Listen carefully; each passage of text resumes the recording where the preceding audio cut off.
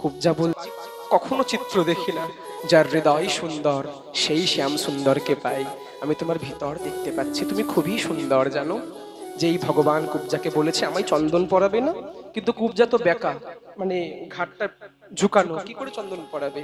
ভগবান তখন তার চিবুকের মধ্যে হাত দিয়ে কুব্জাকে সোজা করে দিলেন। ভগবানের যে স্পর্শ পেয়েছেন কুব্জা, তখন দিব্য সুন্দর রমণীর বেশে যেন একটি স্বর্গের অপ্সরাকে উনি ক্ষীণ করে দেয়, এত সুন্দরী রমণীর বেশ পেলেন। বলিয়ে ভক্তবৎসল ভগবান কি। তখন কুব্জা ভগবানের অঙ্গের মধ্যে চন্দন পরিয়ে দিলেন। বেশ, ভগবান ধনুষ যজ্ঞ করতে যাচ্ছেন।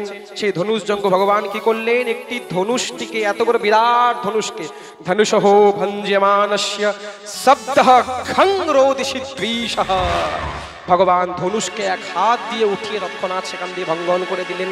এবার কি হয়েছে, কংসের সমস্ত দাসগণ প্রহরীগণ একটি হাতিকে মদিরা পান করিয়ে দিয়েছে, মানে রাক্ষসে হাতিকে, অসুরী হাতিকে মদিরা পান করিয়ে দিয়েছে। পাগল হাতি, হাতিটি পাগল হয়ে গেছে। যে কৃষ্ণ বলরামের দিকে আসছে, কৃষ্ণ শুধু বলরামকে একবার আদেশ করে দিলেন, দাদা তুমি ওকে দেখে নাও।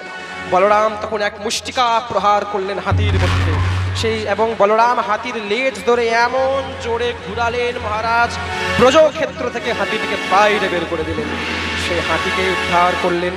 এবার কি হচ্ছে, চানুর এবং মুষ্টিক এরা মল্লযুদ্ধের মধ্যে বিরাট বলবান ছিলেন, কুস্তির মধ্যে যাকে মল্লযুদ্ধ বলে, এবং কৃষ্ণ বলরামের সঙ্গে মল্লযুদ্ধ করার জন্য প্রবিষ্টিত হলো। তাদের শরীর 6 ফুট, সবার শরীরগুলো দেখতে হিড়িম্বির মতো। মল্যানাম শরণীনাম নরবরহ স্ত্রীনাং স্মরো মূর্তি নাম। কৃষ্ণ চানুরকে দেখছেন এবং বলরাম মুষ্টিরকে দেখছেন। বিরাট মল্লযুদ্ধ শুরু হলো। মল্লযুদ্ধ শুরু হতে হতে কৃষ্ণ ভঙ্গিমা দ্বারা মুষ্টির হাতকে পিছনে ঘুরিয়ে উপরে লম্ফ হয়ে একদম সুন্দরভাবে মুষ্টিকা প্রহার করলেন চানুরের উপরে। চানুরের বধ হয়ে গেল। বলরাম মুষ্টিকাও প্রহার করলেন না, সোজা মুষ্টিকের গলাকে ধরলেন, গলা ধরে এদিকে হেলিয়ে বেলিয়ে সোজা ধরণীর মধ্যে তাকে ধাক্কা দিয়ে ফেলে দিলেন। চানুরের মুষ্টিকের বধ হয়ে গেল। বলে চানুর মুষ্টিক নিকন্দন ভগবান কি জয়। পরবর্তীতে যেই চানুর মুষ্টিককে বধ করলেন, এবার সামনে কংস থরথর করে কাঁপছে। কেন? চানুর মুষ্টিক কংসের বডিগার্ড ছিলেন, অঙ্গরক্ষক ছিলেন। যখন তারা হত্যা হয়ে গেলেন, ভগবান তখন কংসের মহলের উপরে বিরাট ঝম্প দিয়ে কংসের সিংহাসনের কাছে উপরে উঠলেন। এক লাথ মেরে চরণ হাত দিয়ে কংসের মস্তক থেকে মুকুটকে ভগবান ফেলে দিলেন। তখন কংস চারিদিকে কৃষ্ণকে দেখতে পাচ্ছে। আরে কংসের তো সৌভাগ্য যে মৃত্যুকালে চারিদিকে ভগবান দর্শন করে সে তো ভগবৎ চরণে প্রাপ্ত হয়। ভগবান তখন সস্বেন বঘৌৎপ্রীত মুষ্টিকৃত করা ভুবৌ ভগবন্তং বাসুদেবং ক্রুদ্ধো বক্ষসাদ্ধাবতঃ। ভগবান তখন আকাশ সমঝম্প হয়ে প্রতি বেগে শরীরের সমস্ত শক্তি দিয়ে কংসের বক্ষের মধ্যে মুষ্টিকা প্রহার করলেন। কংসের মুখ থেকে রক্ত বেরিয়ে কংস বধ হয়ে গেল। বলিয়ে কংস নিকন্দন ভগবান কি জয়। জয় জয় শ্রী রাধে। সমস্ত যদুবংশীয়রা যেন উদ্ধার পেলেন। ভগবান কৃষ্ণ বলরাম তখন একটি মঞ্চের মধ্যে দাঁড়িয়ে রয়েছেন। কৃষ্ণ বলরামকে সবাই দূর থেকে দর্শন করছেন। আহা, যে যেমন ভাবে দর্শন করছেন সে তেমন ভাবে কংসকে পাচ্ছেন, কৃষ্ণকে পাচ্ছেন। কৃষ্ণ গিয়ে নিজের মাতা পিতা দেবকী এবং বসুদেবকে উদ্ধার করলেন। দেবকীর যে পূর্বের 6টি সন্তান কৃষ্ণ সবাইকে এক এক করে ফিরিয়ে দিলেন। ভগবান শ্রীকৃষ্ণ তখন রাজ্যভার সামলাতে লাগলেন। কি করে, কখন রাজ্যভার সামলালেন? কংস বধ করার পর ভগবান কৃষ্ণ বলরাম চলে গেলেন কোথায়? উজ্জয়িনী, মানে সন্দীপুনি মুনির আশ্রমে শিক্ষা গ্রহণ করতে। আমরা যাই না বাইরে পড়াশোনা করতে, এরকম ভগবান কৃষ্ণ বলরাম শিক্ষা গ্রহণ করতে চলে গেলেন। সেখানে 64 প্রকারের কলা তারা শিখলেন এবং গুরু দক্ষিণা রূপে সন্দীপুনি মুনিকে তার মৃত ছেলেকে ফিরিয়ে দিলেন ভগবান। সন্দীপুনি মুনির কিন্তু ছেলে মারা গিয়েছিল। একদম যমরাজের কাছে গিয়ে সেখান থেকে তার ছেলেকে ফিরিয়ে এনে দিলেন। ভগবান শিক্ষা দিলেন, গুরু দক্ষিণা যদি প্রাণকে দিয়েও দিতে হয় তবুও দেওয়া উচিত। প্রেম সে বলো। ভগবান যখন ফিরে এলেন সন্দীপুনি উজ্জয়িনী থেকে, আর একটু আছে, বেশি নেই, 2টো প্রসঙ্গ আর শুধু, জানি খুব কষ্ট হয় প্রতিদিন। শ্রী রাধে। তখন কি হলো, ভগবানের নাম এখন শুধু কৃষ্ণ নয়, এখন ভগবানের নাম হচ্ছে বসুদেব নন্দম মথুরাধীশ বাসুদেব শ্রীকৃষ্ণ, তার নাম। ভগবান এখন মথুরার রাজা, মথুরাধীশ।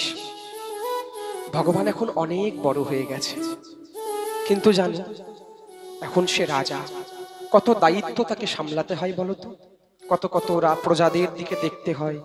এখন কি সেই ছোট্ট কৃষ্ণ চুরি করবে, মাখন চুরি করবে এগুলোই? এখন প্রজাদের দুঃখের দিকে দেখতে হয়, কোথায় জল সঞ্চার, কোথায় খাদ্য ফসল, রাজাদের যা কর্ম। কিন্তু মাঝে মধ্যে এখনো বৃন্দাবনের কথা খুব মনে পড়ে। কেমন আছে তার ব্রজবাসী, কাউকে বলতেও পারে না মথুরাতে। কেন বলতো? মথুরা হচ্ছে ঐশ্বর্যের ভূমি, আর বৃন্দাবন হচ্ছে প্রেম ভূমি। এই মথুরা এবং বৃন্দাবন যদি এক হয়ে যায় না, তাহলে তো ভাবে সম্পূর্ণ হবে না, ভাব রসভঙ্গ হয়ে যাবে। তাই ভগবান কিছু বলতেও পারে না। কি হয় জানো, সকাল থেকে ভগবানকে সবাই পায় রাজ্যে, কিন্তু ঠিক যখন সন্ধ্যা হয়ে যায়, সন্ধ্যার পরে কৃষ্ণকে আর কেউ দেখতে পায় না, কেউ খুঁজে পায় না। কোথায় যায় গো কৃষ্ণ? আর মথুরাতে কৃষ্ণের একটি যদুবংশীয় সখা ছিল, মিত্র। কে বলতো? কে বললো? জোরে বলো। উদ্ধব। বৃষ্ণিনাং প্রবরো মন্ত্রী কৃষ্ণস্য দয়িত সখা শিষ্যো বৃহস্পতেঃ সাক্ষাৎ উদ্ধবো বুদ্ধিসত্তমঃ। এই উদ্ধব কিন্তু কোনো সামান্য মানুষ ছিলেন না। উনি বৃহস্পতির দেবগুরু বৃহস্পতির সাক্ষাৎ একমাত্র শিষ্য ছিলেন, যিনি বৃহস্পতির কাছে সমস্ত পাণ্ডিত্য গ্রহণ করেছিলেন, বেদ বেদান্ত উপনিষদ গ্রন্থ। এবং যিনি, মন দিয়ে একবার তত্ত্বটা বিচার করুন, ভগবান শ্রীকৃষ্ণের সঙ্গ যে সবসময় থাকতেন, সে কি সাধারণ হতে পারে? উদ্ধব পরম জ্ঞানী ছিলেন। উনি জেনে গিয়েছিলেন, উনি জানতেন কৃষ্ণকে, কৃষ্ণ যে সাক্ষাৎ ঈশ্বর, এই জগতের মালিক। মানুষ জীব যে তার জন্য নিঃশ্বাস ফেলে, চলে, হাঁটে, বলে, কথা বলে, শোয়, তার একমাত্র জগতের উপলক্ষ যে কৃষ্ণ স্তু ভগবান স্বয়ং, তা উদ্ধব জানতেন। এবং উদ্ধব নিজেকে দাস বলে মনে করতেন। একদিন উদ্ধব ভগবানকে খুঁজতে খুঁজতে খুঁজতে খুঁজতে জানো একটি লীলা ঘটলো। ভাগবতে কিন্তু এই লীলা নাই, এই লীলা একা একাই ব্যাসপীঠ থেকে প্রকট হয়েছে। শোনো, একদিন উদ্ধব ভগবানকে খুঁজতে খুঁজতে খুঁজতে খুঁজতে ভগবানের মহলে চলে গেলেন। কৃষ্ণ, মাধব, ও যাদব, কোথায় তুমি? ভগবান তখন কোথায় জানো? ভগবান তখন সব চাইতে উপরের যে বারান্দা বলি যে আমরা, ব্যালকনি, ওই ব্যালকনির দিকে দাঁড়িয়ে। আর ঠিক এমন ভাবে দাঁড়িয়ে যেই দিকে বৃন্দাবন আছে। প্রতিদিন ভগবান রাত্রেবেলা করে সে বৃন্দাবনে, যেদিক বৃন্দাবন, সুদূর বৃন্দাবনের দিকে চোখ দিয়ে দাঁড়িয়ে থাকে একা হয়ে, ব্রজবাসীদেরকে মনে করে। আজ ভগবানের ব্রজবাসীর কথা খুব মনে পড়ছে। ভগবান দাঁড়িয়ে রয়েছে, উদ্ধব খুঁজতে খুঁজতে খুঁজতে, শোনো মন দিয়ে, যেই পর্দাটা সরিয়েছে, উদ্ধব কি জানতো? কৃষ্ণস্তু ভগবান স্বয়ং। কৃষ্ণ হচ্ছে পুরুষের সবচাইতে পুরুষোত্তম, সে হচ্ছে মায়াধীশ, তার কোনো মায়া নেই। বলছে না ভগবান, আমার কোনো মায়া নেই? অর্জুন গীতাতে বলছে, মায়া আমার চরণ সেবা করে, আমি সর্বকারণের কারণ, আমি মূল সত্তা, আমি বেদ বেদান্ত কেউ গাইতে পারে না, এই তত্ত্বটি শুধু জেনেছে উদ্ধব। কিন্তু ভগবানের যে আরেকটি রূপ বৃন্দাবনে লুকানো আছে, এই তত্ত্বটা উদ্ধব জানেন না, প্রেম তত্ত্ব। উদ্ধব যেই পর্দা সরিয়েছেন, দেখছেন ভগবান কি করছেন, বৃন্দাবনের দিকে তাকিয়ে একটি বিরহা কাতর সুরে একটি গীত গাইছেন। দূর নগরী बड़ी दूर नगरी, दूर नगरी, बड़ी दूर नगरी, कैसे आऊं मैं श्री राधा, कैसे आऊं मैं श्री राधा, वृंदावन नगरी, बड़ी दूर नगरी। ভগবান তখন ভাবে ভাবাবিষ্ট হয়ে করুণাময়ী শ্রীমতী রাধারানীকে স্মরণ করতে করতে একটি গীত, একটি বিরহাতুর ভজন যেন সুর দিয়ে গাইছেন, যেন এই সুর রাধারানীর কাছে যেন তার তার তার পত্র নিয়ে ছুটে যায়। প্রিয় রাধে प्रिय राधे राधे राधे प्रिया प्रिया प्रिय राधे प्रिय राधे राधे राधे प्रिया प्रिया सबाई मिले प्रिय राधे प्रिय राधे राधे राधे प्रिया प्रिया गाओ गाओ प्रिय राधे प्रिय राधे अरे गाओ ना राधे राधे प्रिय কাছে বুকুরে চোখের জলে প্রিয় শ্যামা এই গেলেন সে হচ্ছে শ্রীকৃষ্ণ রাধা রাধা গাইতে গাইতে ভগবানের অশ্রু এতটা বিগলিত হয়েছে যেন সামনে জল জমাট ধরে নিয়েছে এত জল আর উপরে সেই চন্দ্রের রাশি চন্দ্রের আলো ভগবান কি করেছেন নিজেকে রাধা রাধা ভাবতে ভাবতে ভাবতে ভাবতে নিজের পিতাম্বরীকে খুলে যেন আঁচলের মতো দিয়ে রাধারানী সেজে নিয়েছেন এবং রাধারানী সেজে নিজে সেই প্রেমাশ্রু জমার জলের মধ্যে নিজের প্রতিবিম্বকে দেখছেন আর নিজেকে রাধারানী অনুভব করছেন আর নিজেকেই জড়িয়ে ধরছেন হা রাধারানী হা প্রাণেশ্বরী হা প্রাণেশ্বরী উদ্ধবের যেন চরণ থেকে মাটি সরে যাবে এ কোন কৃষ্ণ গো এই কৃষ্ণকে তো এর আগে দেখি নাই এ কেমন কৃষ্ণ হায় হায় যে কৃষ্ণকে শুনেছি নাকি বেদে বলেছেন যে কৃষ্ণ মায়াধীশ গীতায় বলেছেন তার নাকি কোনো মায়া নেই তার সে কারোর জন্য কাঁদে না সবাই তার জন্য কাঁদে এ কোন কৃষ্ণ শুধু একটু গলা ঝেড়েছেন ভগবান সঙ্গে সঙ্গে লজ্জায় পড়ে মাথা থেকে ঘুমটা সরিয়ে নিয়ে কে ও উদ্ধব এসো এসো উদ্ধব বুঝতে পারছে না কি করবে দেখে নিয়েছো তো গোপন ভাব গোপী ভাব তো গোপন করে রাখার তত্ত্ব গোপী ভাব তো বাইরে দেখানোর জিনিস নয় এ তো গোপনের জিনিস কৃষ্ণের ভাব দেখে নিয়েছে ও উদ্ধব বসো মাধব এ তুমি কে এ কার রূপ মাধব ও কিছু না শোনো না একটু বৃন্দাবনে যাবে তোমাকে বলবো এ কি ছিল কিন্তু বৃন্দাবনে একটু গিয়ে আমার না বৃন্দাবনের কথা খুব মনে পড়ছে রে উদ্ধব মোহে ব্রজনা বিসারে সুরদাস বলছে রে উদ্ধব আমি বৃন্দাবনকে ভুলতে পারছি না যাও না তুমি একটু সান্ত্বনা প্রদান করে আসো না বৃন্দাবনে সমস্ত ব্রজবাসীরা মায়ের কাছে যাও গোপিকাগণের কাছে যাও যাও যাবে উদ্ধব বেশ যাব গচ্ছোদ্ধব ব্রজং সৌম্য পিত্রার্ণো প্রীতিমাবহ গোপীনাং মদ্বিয়োগাদিং মৎসন্দেশৈর্বিমোচয় সময় বেশি নেই আমি উদ্ধব সন্দেশকে এবার বেশি আর টানবো না কারণ 9:53 বাজে এই উদ্ধব সন্দেশের মধ্যে যারা আমার পাঠ শুনছে এখানে নন্দমহল কোনটা একটু বলবে এখানে নন্দের বাড়ি কোনটা একজন ব্রজবাসী বলল তুমি কে গো দেখতে সেই একই রকম হ্যাঁ গো উদ্ধব দেখতে একই রকম শুধু হাতের মধ্যে সেই বংশী নেই আর মস্তকে শুধু ময়ূরের পাখা নেই না হলে একদম শ্যামল বর্ণন আকর্ণ বিস্তৃত নয়ন চাঁচর চিচর কেশ আজ অনুলম্বিত ভুজ আর তার উপরে ভগবান উদ্ধবকে আজকে নিজের প্রসাদী মালা পরিয়েছে নিজের প্রসাদী বস্ত্র পরিয়েছে একদম কৃষ্ণ লাগছে এক ব্রজবাসী তো হা করে তাকিয়ে রয়েছে যেন ভিতর থেকে তার অন্তরটাই বেরিয়ে যাবে কৃষ্ণ কি ব্রজে ফিরে এলো না না না আমি উদ্ধব কৃষ্ণ সখা এই যে দেখতে পাচ্ছ না এই নদীর ধার দেখে দেখে তোমরা যাও ঠিক যেখানে নদীর ধার শেষ হবে সেটাই নন্দমহল উদ্ধব যখন সেই নদীর ধার বেয়ে বেয়ে গেল গো ওটা নদীর ধার ছিল না মা যশোদা আর নন্দ বাবার চোখের জল নন্দমহল থেকে বেরিয়ে এসে বৃন্দাবনের নদী হয়ে গেছে সেই ধার দিয়ে দিয়ে যখন নন্দমহলে গেলেন নন্দ বাবা বৃদ্ধ হয়ে গেছে সূক্ষ্ম হয়ে গেছে দূর থেকে যখন উদ্ধবকে দেখেছেন সে নন্দ বাবা হাঁটতে পারে না লাঠি নিয়ে খোঁড়াতে খোঁড়াতে আস্তে আস্তে পড়েও গেছেন একবার কৃষ্ণ তুমি এসেছো কৃষ্ণ তুমি কৃষ্ণ এসেছো বলে না বাবা আমি উদ্ধব ও আচ্ছা বাবা কথা বলছে উদ্ধবের সঙ্গে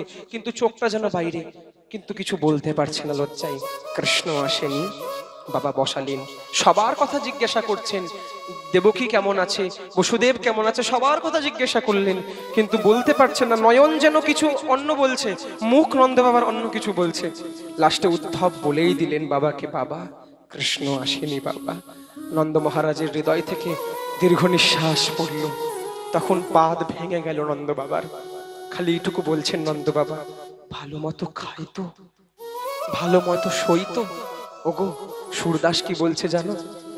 यहाँ तो खावे था मैया की रोटी, यहाँ तो खावे था मैया की रोटी, वाको मैया सी रोटी मिले है के नारे, वाको मैया सी रोटी मिले है के नारे, उधो सीधे बता।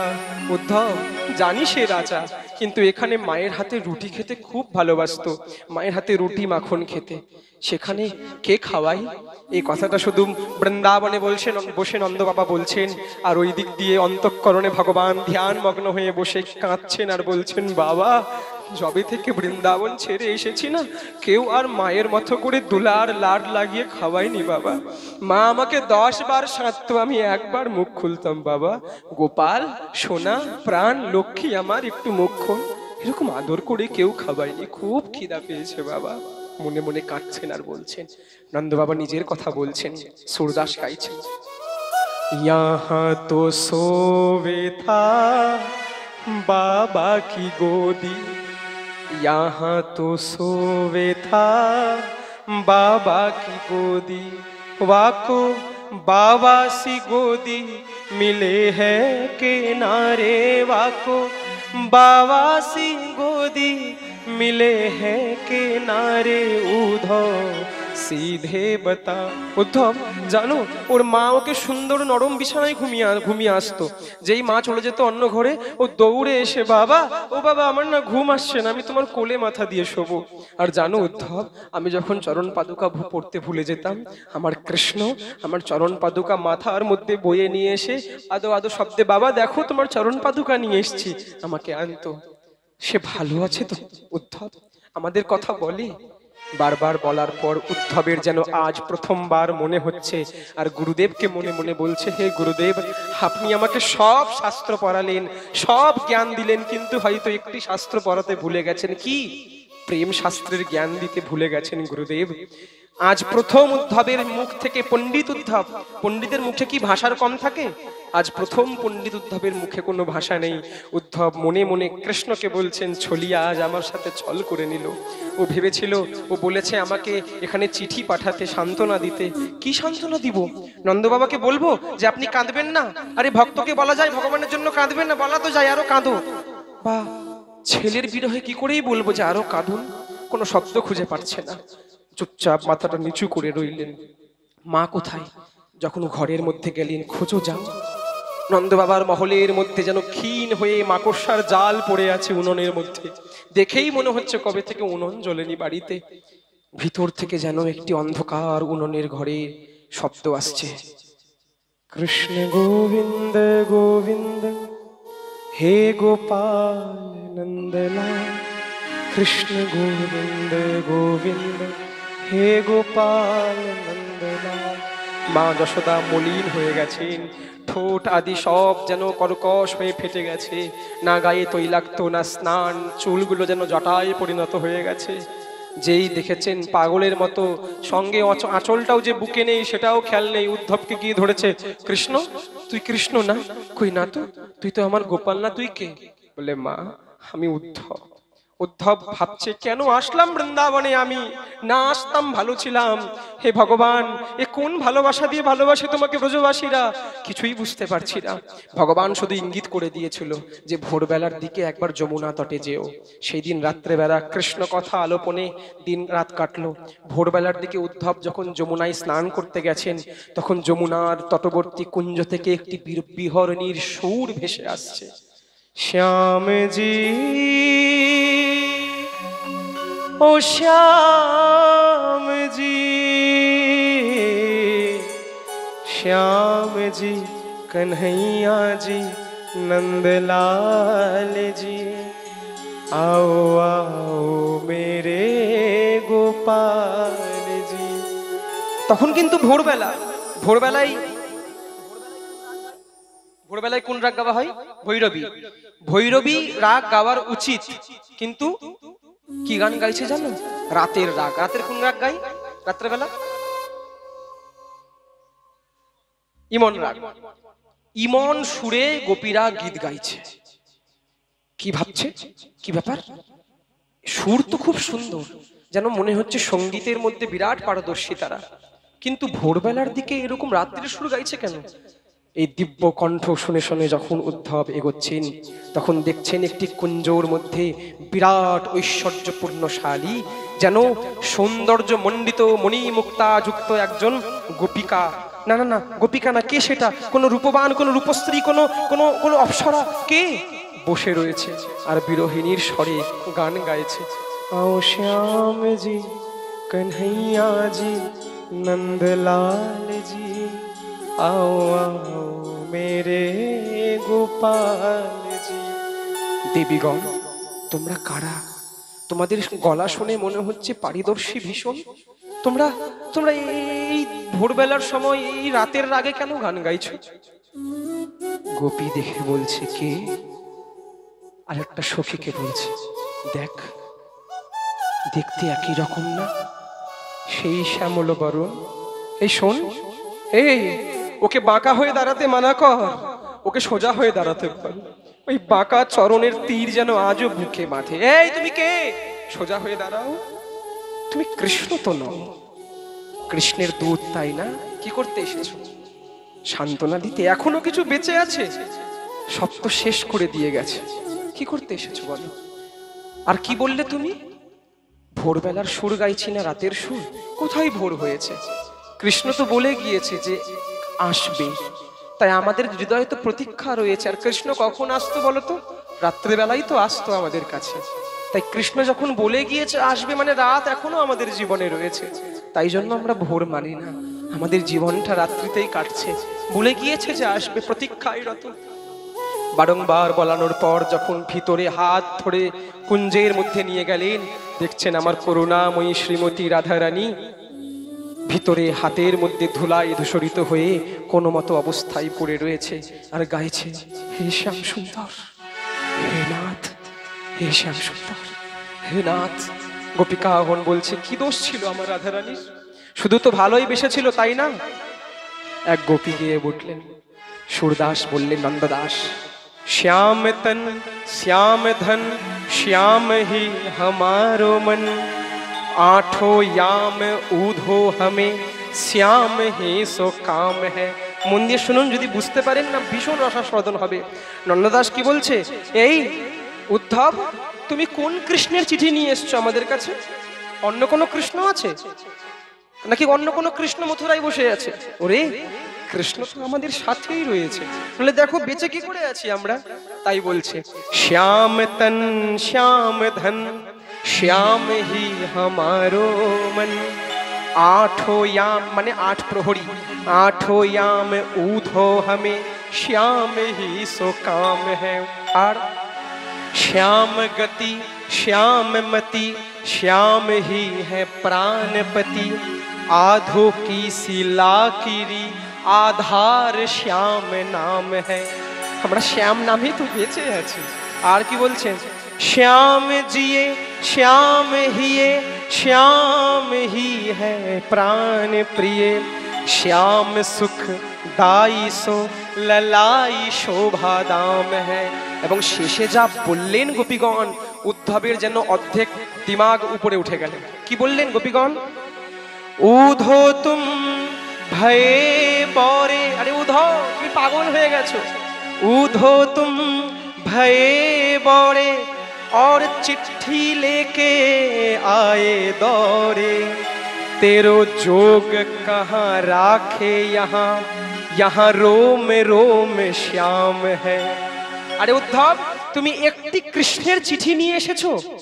তাহলে তুমি যদি একটি কৃষ্ণের চিঠি নিয়ে এসে থাকো তাহলে শোনো, তেরো যোগ কাহা রাখে, তাহলে এই কৃষ্ণের যোগ কোথায় রাখবো, আর কোথায় রাখবো? ইহা রোম রোম শ্যাম হ্যাঁ, আমাদের প্রতি রোমে রোমে শ্যাম সুন্দর পরিবেশ ঢুকে রয়েছে। আর কি বললেন? উদ্ধব যখন মাথা নষ্ট করে দাঁড়িয়ে রইলেন, এই এখানে একটি ভ্রমর তখন উড়তে উড়তে রাধারানীর কাছে আসে। এটিকে বলা হয়েছে ভ্রমর গীত। এই ভ্রমর গীতের উপরে 7 দিন কেন, 10-15 দিন, 700 দিনও যদি পাঠ করি তবুও শেষ হবে না। ভ্রমর গীত মানে কালো তো ভ্রমর, তখন রাধারানী আর গোপীগণ ভ্রমরের উদ্দেশ্যে কথাগুলো বলছে, যেন কথাগুলো বলছে ভ্রমরকে, কিন্তু লাগছে সব উদ্ধবের গায়ে গিয়ে। এটাই হচ্ছে ভ্রমর গীত, উদ্ধবকে উদ্দেশ্য করে বলছে। এই ভ্রমর গীত যখন হয়ে গেল, তখন উদ্ধব মাথাটা নিচু করে রয়েছেন রাধারানীর দিকে। তখন রাধারানী গেয়ে উঠলেন শেষ একটি পদ, উরে উপর নিত্য রহু লপটা। হ্যাঁ রে উদ্ধব, তোর কৃষ্ণের কাছে তো বেশি কিছু চাইনি রে, একটুই তো চেয়েছিলাম। উরে উপর নিত্য রহু লপটা, अपनी बनमाल का फूल बना दे। শুধু চেয়েছিলাম তোমার উপরে যেন সবসময় লেপতে থাকি, সেই বনমালের ফুলগুলো আমায় না হয় বানিয়ে দাও, যেন তোমার বক্ষের মধ্যে সবসময় লেগে থাকে। উরে উপর নিত্য রহু লপটা, अपनी बनमाल का फूल बना दे। আর লহরে টকরাতে রহে जिससे, যেই লহর মানে যে জলগুলো যমুনা কুলের মধ্যে এসে বারবার লাগে, উস যমুনা কা মুঝে কুল বনা দে। কেন? সেই কুলের মধ্যে কে দাঁড়িয়ে থাকে? ভগবান শ্রীকৃষ্ণ। আমি যেন সেই যমুনার সেই স্রোত হতে পারি আর বারবার তোমার চরণে এসে লাগতে পারি, আর তো কিছু চাইনি। তারপরে কি বলছে? কর কঞ্জে সে থামতে হো জিসকো, যেই করকঞ্জে হাত দিয়ে তুমি হেলান দিয়ে যাকে দাঁড়াও, কোথায় হেলান দিয়ে দাঁড়াও? উস কদম্ব বৃক্ষ কা মূল বনা দে। মূল মানে মাটির জায়গাটা। কেন? তুমি যখন কদম্বে বৃক্ষের উপরে দাঁড়াবে তখন আমাদের উপরে চরণ দিয়ে দাঁড়াবে। আর শেষে কি চেয়েছিলেন? তেরে চরণো কো নিত্য চুমা করু, তোমার চরণকে যেন রোজ চুম্বন করতে পারি। ब्रिजराज हमें ब्रज धूल बना दे, ब्रिजराज हमें ब्रज धूल बना दे। हे ब्रिजराज, তোমার চরণকে যেন নিত্য চুম্বন করতে পারি, সেই ব্রজের ধুলি আমাদেরকে বানিয়ে দাও। এবং শেষে বললেন রে উদ্ধব,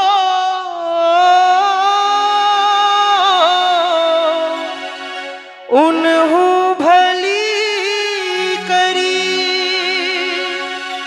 রে উদ্ধব, তোমার কৃষ্ণ যেন ভালো থাকুক, আর কিচ্ছু চাই না। শেষে রাধারানী মুখ খুলে বললেন, जैसी भी हूँ मैं गवार हूँ मूर्ख हूँ। কি বলছেন নিজেকে? রাধারানী বলছে मैं गवारिन हूँ मूर्ख हूँ और भिखारी हूँ, पर जैसी भी हूँ बिहारी, पर दासी तो तिहारी हूँ। जैसी भी हूँ बिहारी, पर दासी तो तिहारी हूँ। उद्धव বিহারি জিকে এটাই গিয়ে বলবে, হে বিহারি জি, মানে ভগবানকে বলছেন আমি মূর্খ, মূর্খ, আমরা গোয়ালিনী, আমরা ভিখারি, কিন্তু যেমনই আছি আমরা বিহারিনী রয়েছি, আর কিছু না। শুধু ভগবানকে হাত জোর করে রাম রাম বলে দিই, আর কিচ্ছু বলতে হবে না। তখন উদ্ধবের যেন মনে হচ্ছে, হে ধরিত্রী মাতা, তুমি ফেটে যাও, আমি তোমার নিচে ঢুকে যাই। কারণ উদ্ধবের কোনো সামর্থ্য নেই, আর কি বলবে। মাত্র 6 দিনের জন্য উদ্ধব বৃন্দাবনে গিয়েছিল, 6 মাস পরে উদ্ধব পাগলের মতো, উদ্ধব আর পণ্ডিত উদ্ধব নয়, উদ্ধব প্রেমী উদ্ধব হয়ে গেছেন।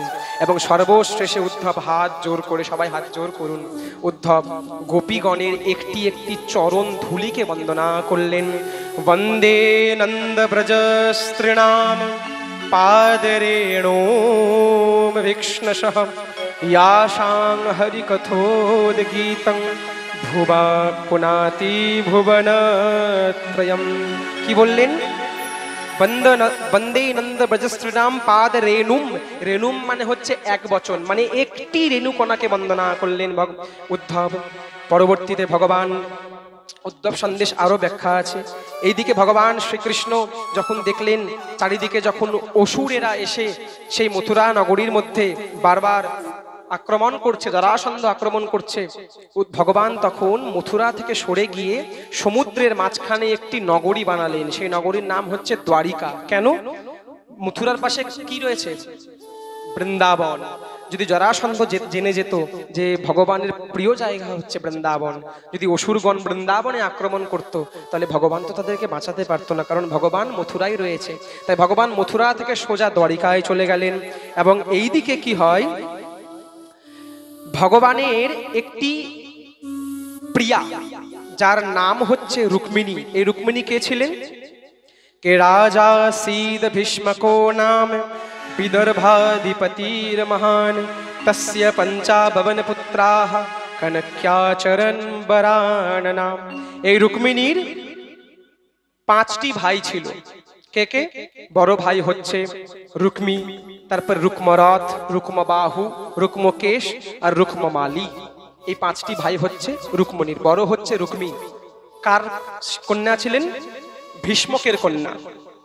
এই রুক্মীর সঙ্গে আবার শিশুপাল, মানে যিনি ছেদি রাজ ছিলেন, ছেদি নগরের রাজা ছিলেন, এই শিশুপাল দুষ্ট ছিল। শিশুপালের ঘটনা আমরা আগামীকাল বলবো। এই শিশুপালের সঙ্গে রুক্মীর যেহেতু অনেক ভালো সম্বন্ধ ছিল, তার সঙ্গে রুক্মিণী বিবাহ করে ঠিক করেছিল। কিন্তু রুক্মিণী তো মনে মনে ছোটবেলা থেকে কৃষ্ণকেই নিজেই স্বামী ভেবেছিলেন, কোনোদিন কিন্তু কৃষ্ণকে দেখেনি। যেই শুনেছেন যে শিশুপালের সঙ্গে তার বিবাহ ঠিক হয়েছে, এদিকে মন দাও, তখন রুক্মিণী একটি প্রেম পত্র লিখলেন, প্রেম চিঠি লিখলেন। কাকে? ভগবান শ্রীকৃষ্ণকে। এই শ্লোক হচ্ছে 7টি শ্লোক। ওই যাদের কি দোষ বলে, মাঙ্গলিক দোষ থাকে, বিবাহ হয় না, এই শ্লোক যদি নিত্য প্রতিদিন পাঠ করে তার মাঙ্গলিক দোষ কেটে যায়। তখন রুক্মিণী একটি ব্রাহ্মণকে সেই শ্লোক দিলেন, চিঠি দিলেন।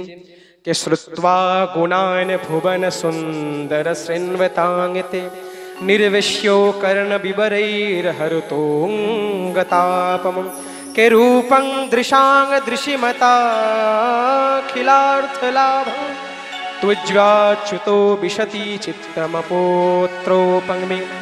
हे नाथ, হে জগৎ সুন্দর, হে ভুবন সুন্দর, আমি তো আপনাকে কোনোদিন দেখি নাই, তবে আপনাকে মন প্রাণ সব সঁপে দিয়েছি। তবে আমার দাদা শিশুপালের সঙ্গে আমার বিবাহ ঠিক করেছে, কিন্তু আমি আমার শরীর মন প্রাণ সব আপনাকে দিয়ে দিয়েছি। যদি আমার শিশুপালের সঙ্গে বিবাহ হয় তাহলে নিজের শরীরকে আমি ত্যাগ করে দেব। তাই আমাকে এসে উদ্ধার করে যান। আমি জানি আপনি যদি সশরীরে সম্মান নিয়ে যদি আমার দাদার কাছে আসেন, তবে আমার দাদা কখনোই আপনাকে আপনার হাতে আমাকে তুলে দেবে না। তাই আমাকে চুপচাপ নিয়ে চলে যান। ঠিকানা বলে দিলেন। আমাদের কুলদেবতা, কুলের মধ্যে রীতি রিওয়াজ রয়েছে যে আমাদের বিবাহ হলে মায়ের মন্দিরে গিয়ে পুজো করতে হয়। আমি দুর্গা মন্দিরে আপনার জন্য অপেক্ষা করব, ঠিক আগামী অমুক সময়ে, অমুক ডেটে, অমুক টাইমে। সমস্ত সহচরীর সঙ্গে মাতা রুক্মিণী যখন পুজো করতে গেলেন, তখন ভগবান মহারাজ আহা সপ্চাশ্বৈ সুব্যা সুগ্রীব মেঘ পুষ্প বলাহকై, ভগবান তখন সারথীকে বললেন, সারথী রথ ले गयो रुक्मिणी को लेके भगवान भाग गयो, ले गयो। একটি মন্দিরের মধ্যে গিয়ে সমস্ত সহচরীর সাথে ভগবানের সাথে রুক্মিণীর বিবাহ হয়েছে। জয় জয় শ্রীরাম।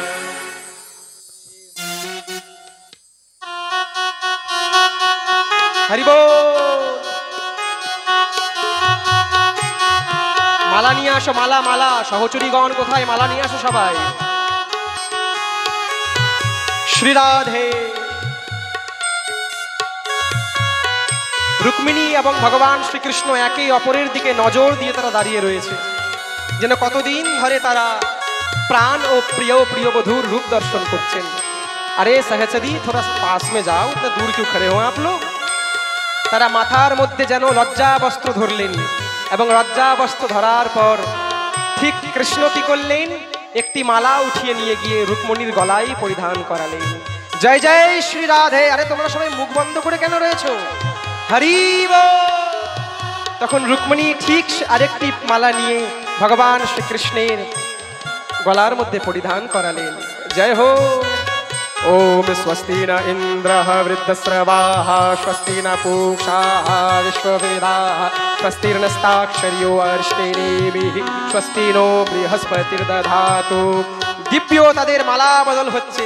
ভগবান শ্রীকৃষ্ণকে রুক্মিণী মালা পরিধান করালেন, শ্রীকৃষ্ণ রুক্মিণী দেবীকে মালা পরিধান করলেন। জয় জয় শ্রী রাধে। মস্তকের মধ্যে লজ্জা বস্ত্র পরিধান করলেন। লজ্জা বস্ত্র ধরো, লজ্জা বস্ত্র।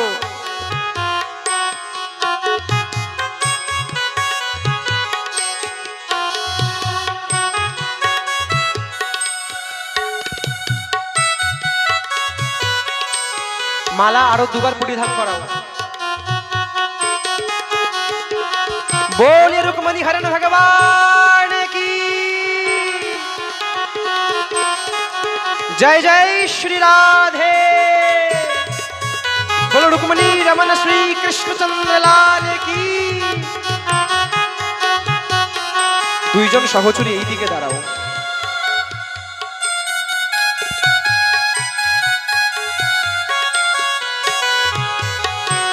তখন ভগবান শ্রীকৃষ্ণ সুন্দর কুমকুম যুক্ত সিঁদুর নিয়ে রুক্মিণী দেবীকে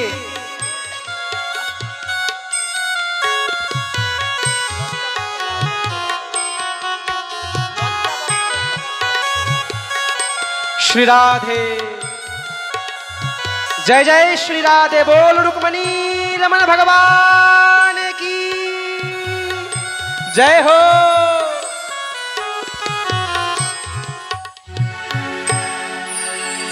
आओ मेरे सखियों मुझे मेहंदी लगा दो, अरे मेहंदी लगा दो मुझे सुंदर सजा दो, अरे मुझे श्याम सुंदर की दुल्हन बना दो, मुझे श्याम सुंदर की दुल्हन बना दो। अरे आओ मेरी सखियों मुझे मेहंदी लगा दो, आओ मेरी सखिया मुझे मेहंदी लगा दो, मेहंदी लगा दो मुझे सुंदर सजा दो, मेहंदी लगा दो मुझे सुंदर सजा दो, मुझे श्याम सुंदर की दुल्हन बना दो, अरे मुझे श्याम सुंदर की दुल्हन बना दो, अरे मुझे श्याम सुंदर की दुल्हन बना दो, मुझे श्याम सुंदर की दुल्हन बना दो। सत्संग में मेरी बातें चलाई, सत्संग ने मेरी बातें चलाई, सतगुरु ने मेरी किनरी सगाई, सत्संग ने मेरी सिंदरी सजाई। उनको श्री रुक्मिणी रमन भगवान दो, उनको तिलक हाथ लेवा तो करवा दो, मुझे श्याम सुंदर की दुल्हन बना दो, मुझे श्याम सुंदर की दुल्हन बना दो। अरे आओ मेरी सखियों मुझे मेहंदी लगा दो, आओ मेरी सखिया मुझे मेहंदी लगा दो, मेहंदी लगा दो मुझे सुंदर सजा दो, मेहंदी लगा दो मुझे सुंदर सजा दो, मुझे श्याम सुंदर हरि की दुल्हन बना दो, मुझे श्याम सुंदर की दुल्हन सजा दो। সবাই উলুধ্বনি মায়েরা একাগ্র চিত্তে बोलिए श्री रुक्मिणी नाथ भगवान की।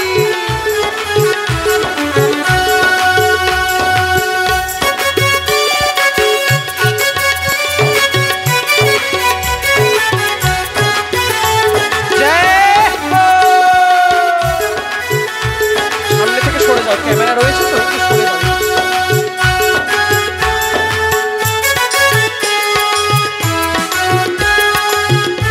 পিছিয়ে যাও মায়েরা, ক্যামেরা চলছে, সবাই দর্শন করছে ইউটিউবে, পিছিয়ে যাও একটু।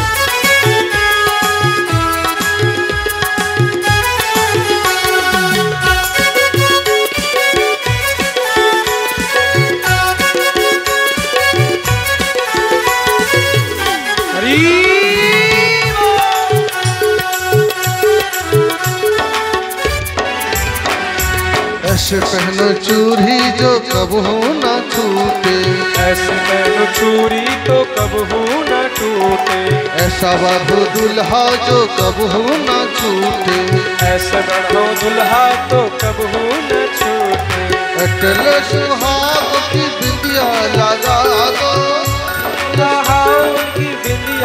लगा दो। अरे मुझे श्याम सुंदर की दुल्हन बना दो, श्याम सुंदर की, मुझे श्याम सुंदर की दुल्हन बना दो। अरे आओ मेरी सखियों मुझे मेहंदी लगा दो, आओ मेरी सखिया मुझे मेहंदी लगा दो। मेहंदी लगा दो मुझे सुंदर सजा दो, मेहंदी लगा दो मुझे सुंदर सजा दो। अरे मुझे श्याम सुंदर की दुल्हन बना दो, मुझे श्याम सुंदर की दुल्हन सजा दो। बोलो द्वारिकाधीश भगवान की।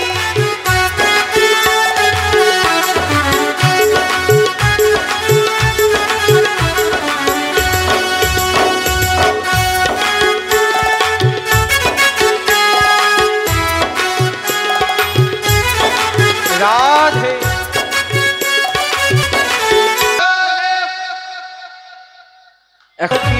आरती कृष्ण कन्हैया की।